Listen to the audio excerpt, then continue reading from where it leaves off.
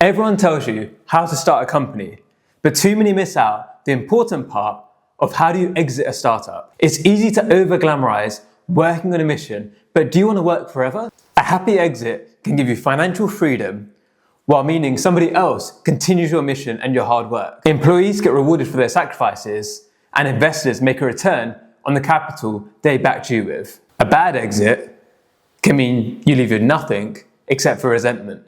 It shocks me how few founders think about how to get that happy exit.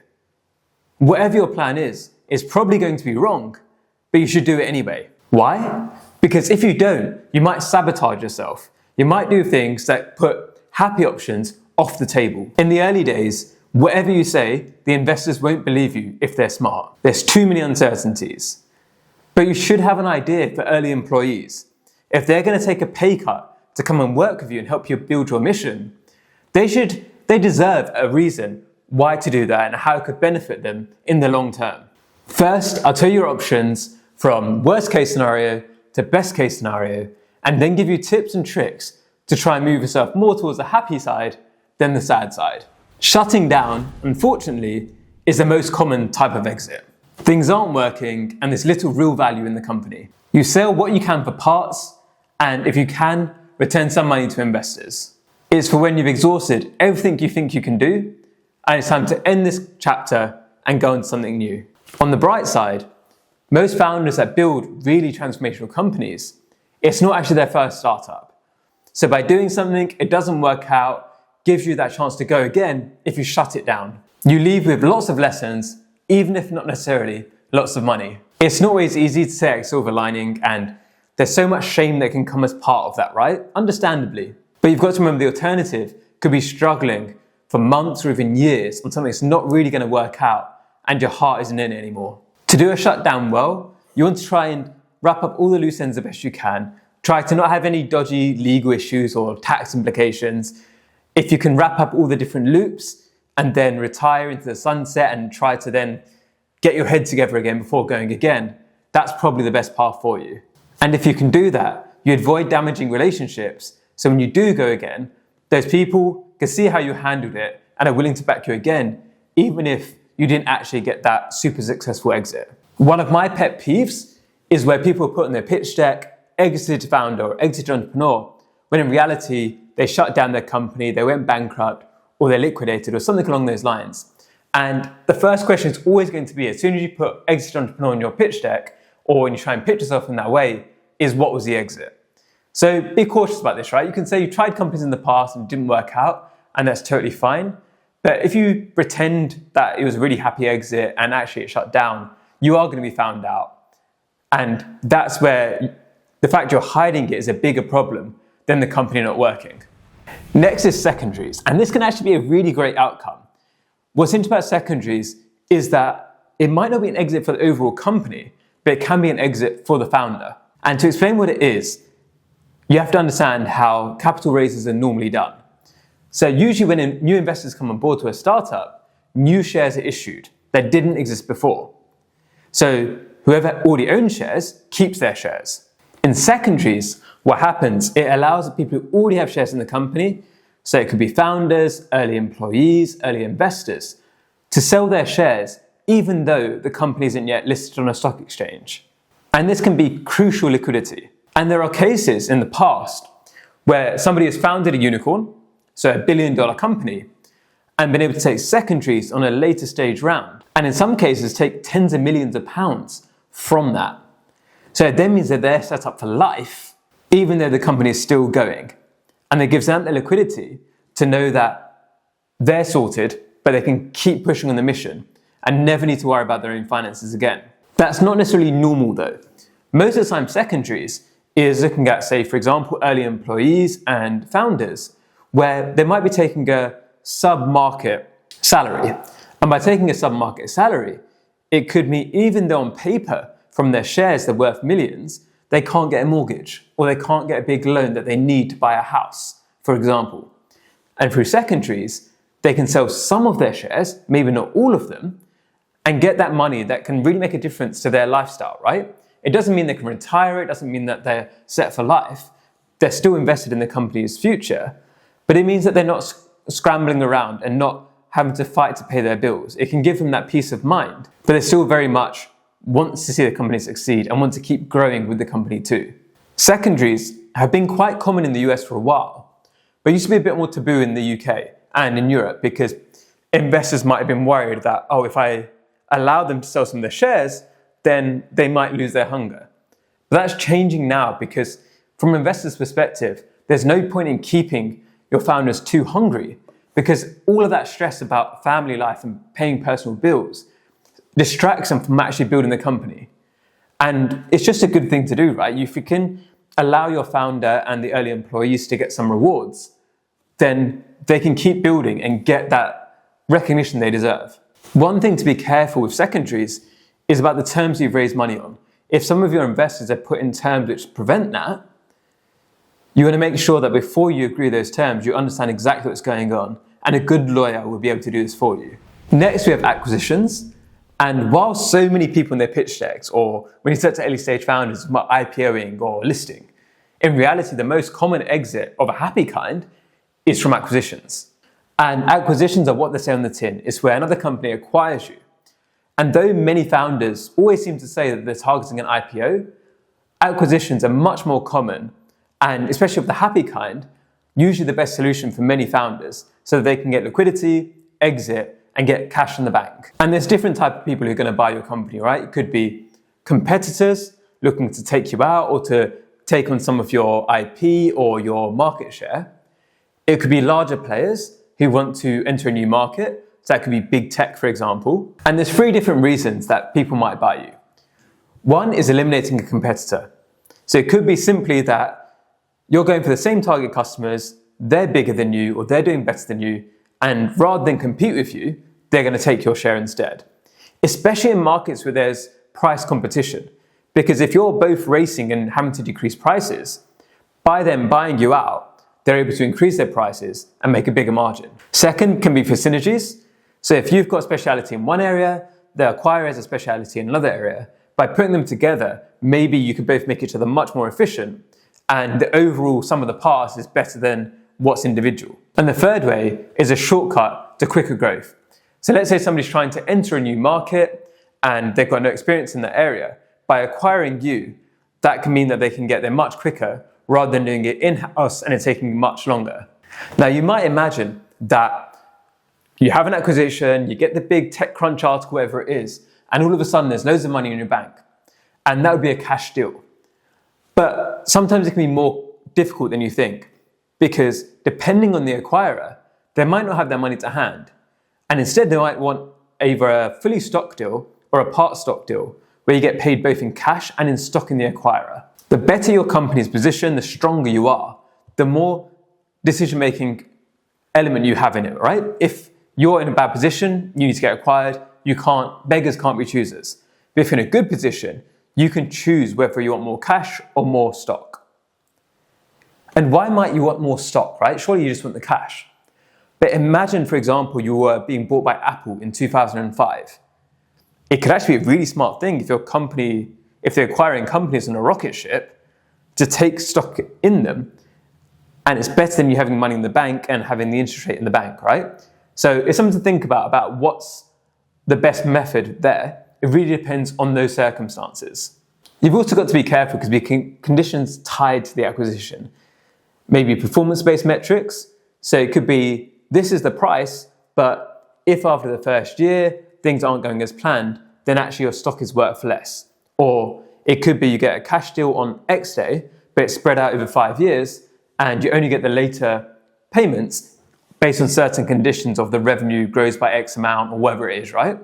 And this is the way acquirers can try and put protections themselves. But it can mean if you're confident that you can meet those targets, you can get more money than you would do otherwise. There can also be retention bonuses, which is if you stay at the company for longer, then you unlock more money as well. So this is especially where, in part, as we go to acquihires in a moment, where they want you or they want the staff, it's a way of them keeping that asset and making sure that asset is still valuable in the future. So let's look at the different types of acquisitions. And first up, we have acquihire. And it's a cool name, but actually in many cases, it's not necessarily a good result for the company. And often acquihires are where you don't see an announcement of how much the company was bought for. It can be undisclosed. Now, there are, of course, cases where it is a massively good exit, and for other reasons it's been hidden. But just be conscious of that too when you look at the media. When it's an acqui-hire, what it can mean is that the product itself that the startup was building wasn't really gaining traction. The acquirer didn't actually really want it, there's no real value in it, but they thought the team behind the product was exceptional. And they thought, okay, they picked a bad product, there's different market conditions, whatever it is, but we want that team. And you've seen different examples of this in the past, and I won't go into them because it can be uncomfortable for some people to consider an acqui-hire.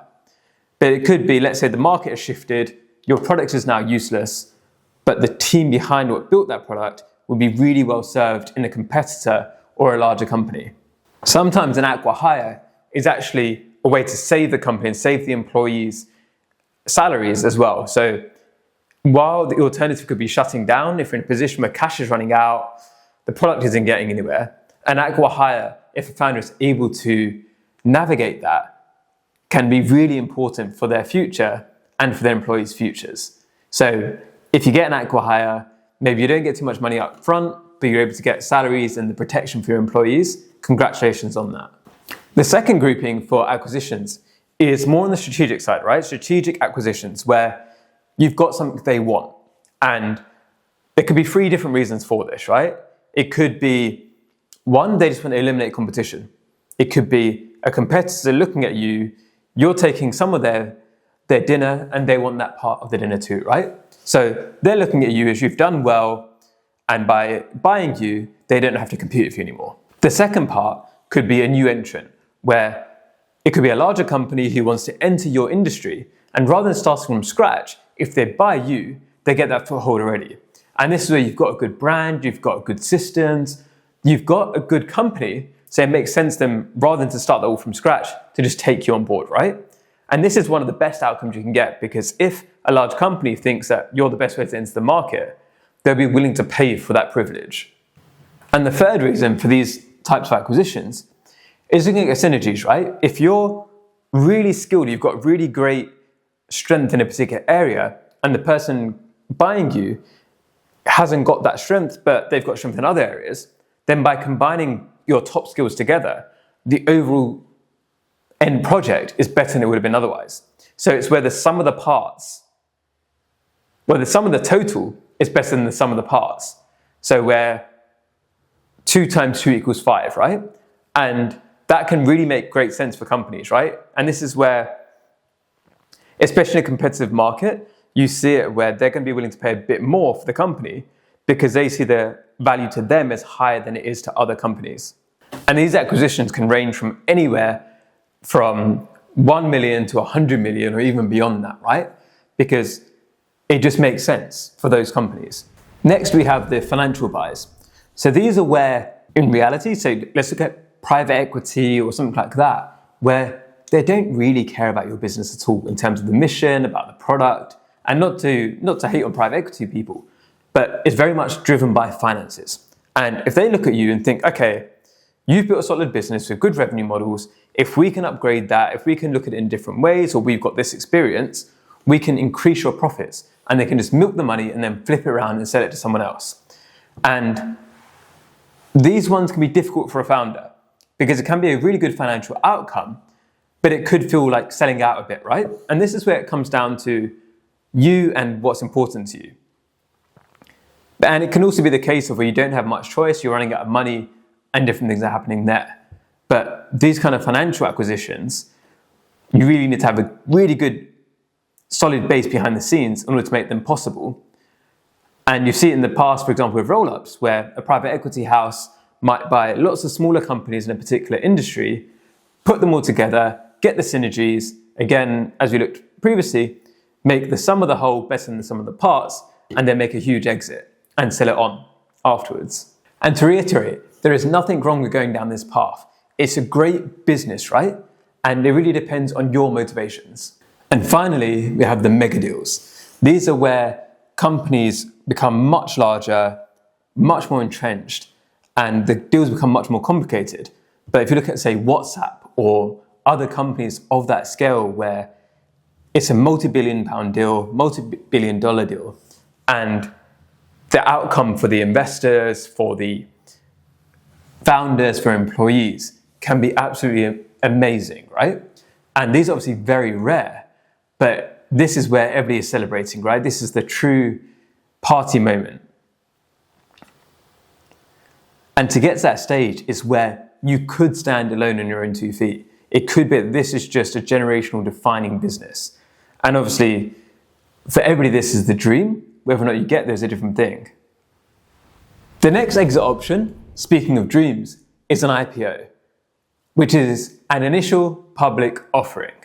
And this is where a startup or a scale-up goes from being privately owned only, where the only investors are people who are sophisticated or institutional, to listing on a stock exchange such as the NASDAQ, London Stock Exchange, or New York Stock Exchange, and anybody can now buy shares. An IPO might be the ambition for many founders, but very few actually get there, though the market is improving at the moment. Traditional IPOs usually require incredible scale and infrastructure behind the scenes to make it all work.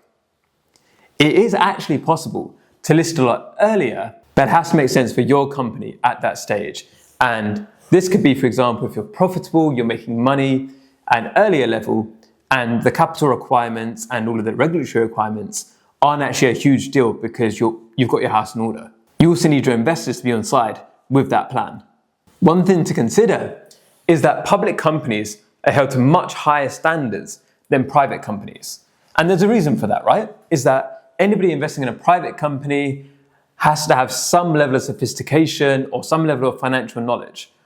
Once you're in the public markets, because anybody can invest in you, the potential for risk and people losing their money and things going wrong is much higher. So understandably, it means that governments and regulators want more safeguards in place. It means much more transparency as well. So it means that publishing revenue numbers, publishing costs, publishing lots of little details. And this can be really scary for a startup founders used to having some level of privacy. And when you look at large companies, say your Berkshire Hathaways, that can be a huge event in the markets where people are waiting for the reports and the earnings calls. For a company in the early growth stages where they don't want to be held accountable to those levels of transparency and that level of public scrutiny, it might be where they delay an IPO later. So for example, you have Stripe, which is doing incredibly well as a business, but they haven't yet gone for an IPO because they don't need to just yet. And I don't know what's in their heads, I don't know why they're not doing that, but the regulatory compliance, the level of reporting standards can all be reasons why sometimes companies decide, actually, if we don't need the money right now, we can wait a bit longer. If you're thinking going to go public, this definitely isn't a video to tell you through that process, right? You should work with an investment bank or underwriters who do this regularly. And my only advice would be make sure you shop around. Make sure you check out who you're working with, work with a qualified professional who will then be able to walk you through the process and give you that optionality to understand if it's the right thing for you to do or not. There are lots of nuances around going public.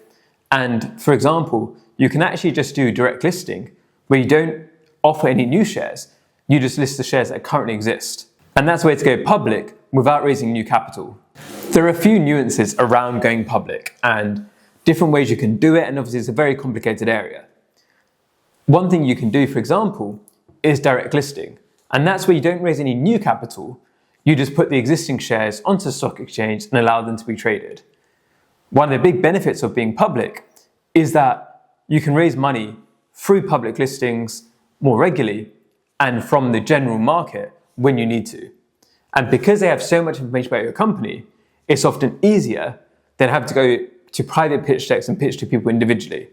You can also use SPACs, which are special purpose acquisition companies, and that's where the company's already listed on the stock exchange and that company buys your company and lists there. So it's a roundabout way of doing it, and there are benefits to it, but it's something which, again, very nuanced, and we're not going to cover in detail today, because for many people at a startup level, it's not something to just consider just yet. Once you get to that stage, then you can see the details and make sure you have proper financial advice to do that. Looking briefly at another rare option, especially for startups, is a management buyout, or MBO.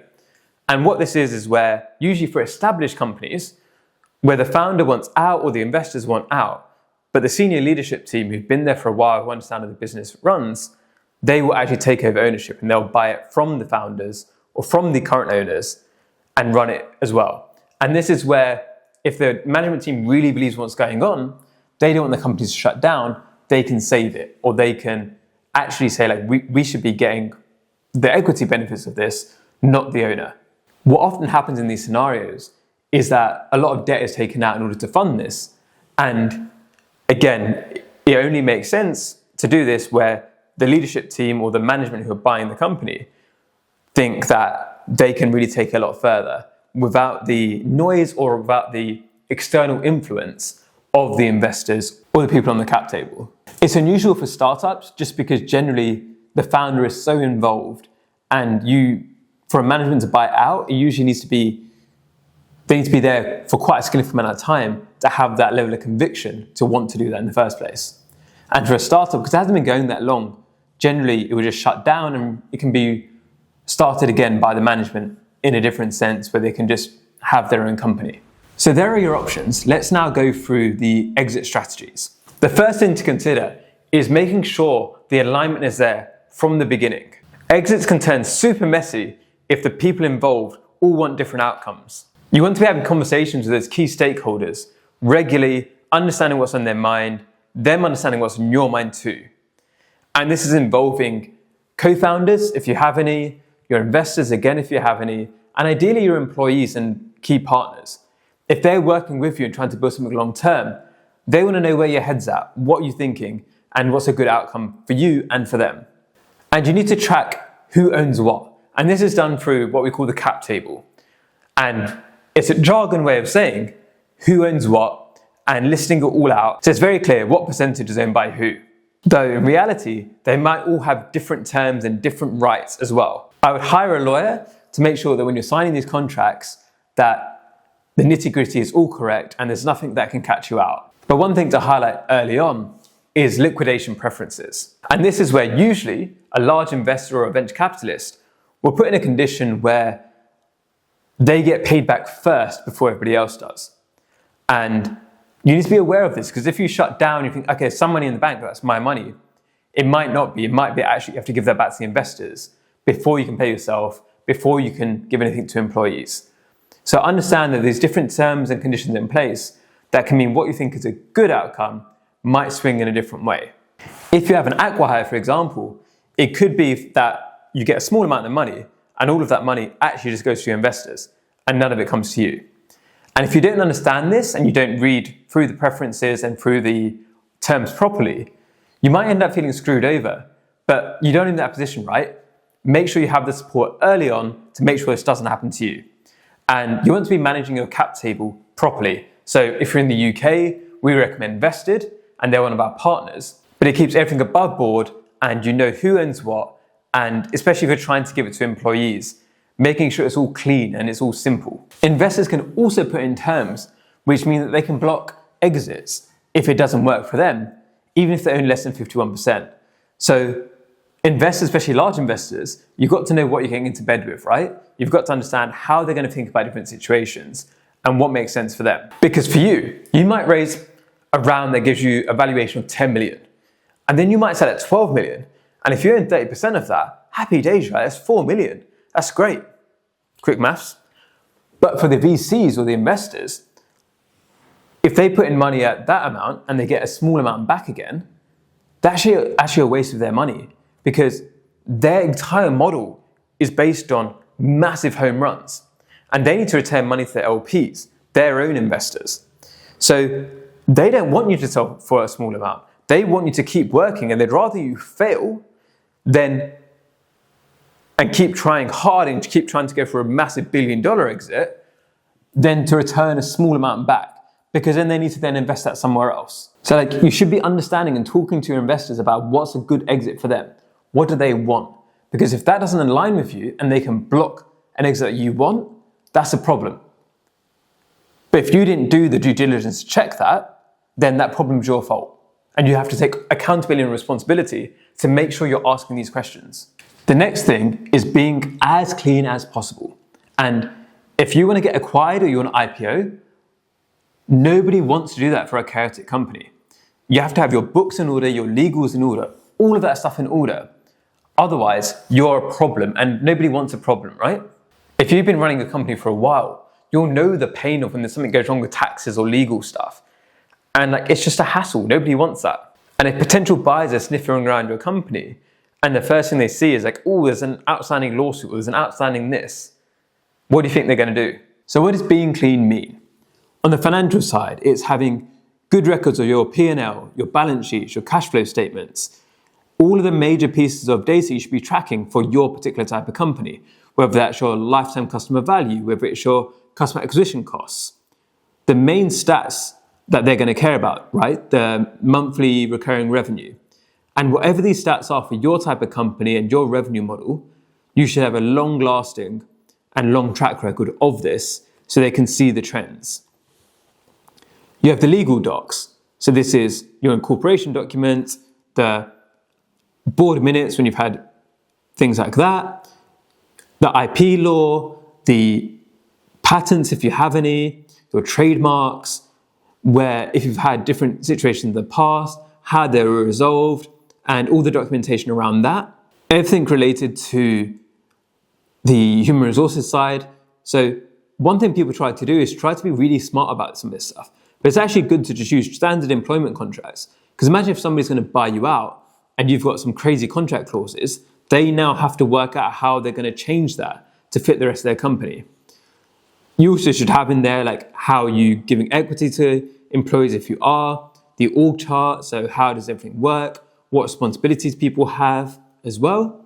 And then also the customer data itself, making sure it's GDPR compliant, making sure you've done it in a way that's accurate, that is high quality and enriched, and making sure that they're not inheriting a liability where you've done something wrong that they might have to pay for in the future.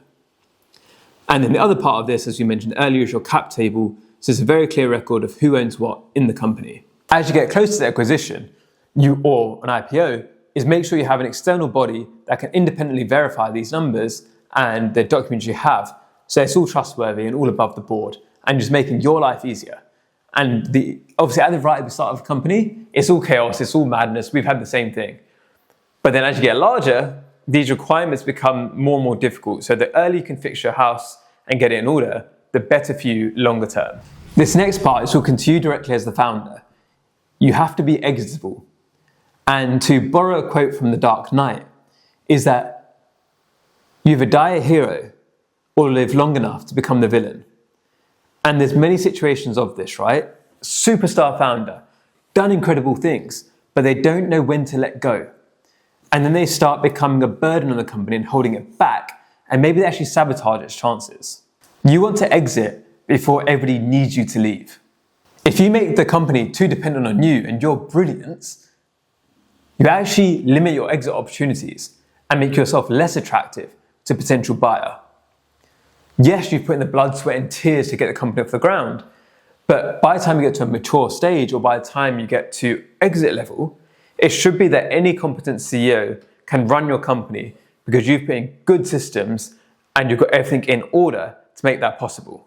Now you might think that sounds obvious, right? Obviously you're going to make sure that the company is sellable because you're going to make sure that you put the systems in place. But the reality is many founders do self-sabotage.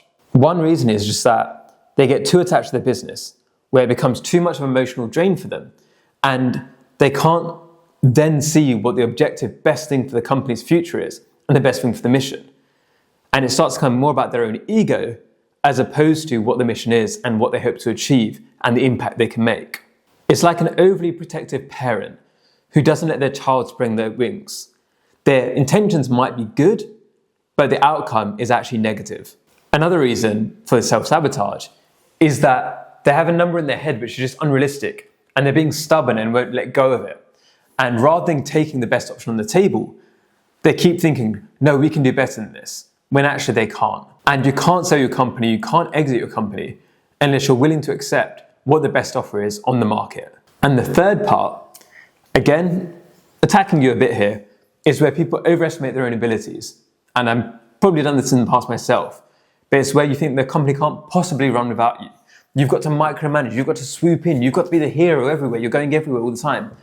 What you're doing is creating chaos and you're sabotaging the company, because good leaders won't want to work for you if you're going to be that type of personality. And if you think everybody else is incompetent and dumb, maybe you're a prodigy, but in reality it probably means you haven't set up the systems and you haven't communicated well enough to enable somebody else to take over.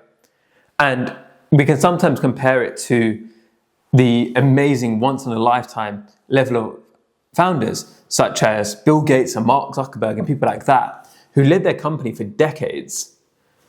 But that's generally an anomaly. Many people are very good at the beginning stages, but aren't necessarily the best people to run the company in the long term. And you can see with some companies, such as Apple, such as Microsoft, where they've transitioned to other CEOs, to professional CEOs, who then have taken the companies to new massive heights. And you've got to understand where your skills lie. Are you the person to start and grow it to a certain level and then pass it on to somebody who can really take it to new heights, or not? The more clear processes you have, systems in place, the way to do things, the better, and the more likely you are to get buyers interested and people to be able to take over that company and get you your hard-deserved exit. Build that leadership team capable of running the company without you so that you can just go off into the sunset and do whatever you want. Next, it's good to track your options early. Looking specifically at acquisitions here, look at who could potentially buy you and start making friends with them. Today there might be a competition, but one day they could be the people that make you rich. Look at people in corporate development teams, PE funds, other founders who are later stage, your current competition. There's no harm in just having good relationships with these people and them understanding your way of working and building that trust. Because if they already trust you, it becomes a lot easier for them to buy your company. You want to keep updating the list of acquirers as the industry shifts. So keep atop of this, right? Look at who the major players are, who are they buying, what's the recent acquisitions been, why did they buy those companies, what were the multiples, what kind of scale were these companies when they were bought as well. So you want to have this data in your head, you want to understand how acquisitions work in your particular market. And also even look at IPOs, right? When have other companies in your sector IPO'd? But track these different options, make sure you know what's going on in the market so that you're better informed, rather than going into the conversations and not knowing what's been going on in the markets over the last few years. A key point here about protecting yourself from self-sabotage is making sure you don't seek too high of a valuation too early when you're doing funding rounds, especially if you're doing venture capital. Because the valuation of your company, if you can't sell it for more, is worthless, right? Your company might be worth 100 million on paper, but if nobody will buy your shares at that rate, it's not worth really 100 million in reality, right? Low valuations increase the potential upside for yourself and for investors as well. It also increases the acquirers that your investors will be happy with. So if they've invested in you at 10 million and they want you to sell at least 100 million, there's a bunch of companies that can do that, right? Now let's say you raise at 100 million, then they want you to get to 1 billion or more if it's like a 10x, right? Ideally, they want even more than that. If you need to find something to buy you at 1 billion, that makes life way harder. So while obviously it's great to have big valuations and to have investors interested, if you can actually think about it as like, we don't want to oversell ourselves because then we need to sell ourselves for even more when it comes to an acquisition. I mean, oversell yourself when it comes to raising funding. Finally, understand that your motivations might change, right? I don't really believe anybody who says that their mission has always been the same throughout their company. Yes, you have some outliers like that, but the reality is as we go through different phases of life, different things become more important. If you start the company when you're single and then you have a child, then your responsibilities are different. If you start the company and then you get sick or something else happens, right? Your motivations are going to change depending on what's happening around you and what's important to you at that time, how the world is at that time too. And this can go both ways. You might start with a mission and then realize I actually need more money in order to make the impact or have the lifestyle you want. Or you might start the other way, where you might start, okay, I want to do this to make as much money as I can. And as time goes on, maybe that feels empty and you're instead driven more by the mission. But what your drive is going to affect how you think about exits as well, right? And some people, if they really care about the mission more than anything else, will accept a lower valuation on their exit to make sure it goes into the right hands. One key thing here is that having an exit which gives you financial freedom, which enables you to live a life you want, enables you to take care of the people you love, enables you to support causes you want to support, is not a bad thing. You don't need to think about talking about that and feel guilty for wanting that for yourself. So as you're looking through alignment and you're looking for all these other things, make sure you're also looking internally about what's the number that makes you happy, what's the outcome that makes you happy, so that you at least have that milestone. So if an acquirer comes knocking on the door, then you know what to say. And as we wrap up here, one of the key, most important things about all of this is that you want to be bought, not sold, if you're going for acquisition. You want to be a case of you're doing so well that they come to you, rather than being in a position where you're struggling, you don't know what to do, and you have to try and find someone to buy you quickly.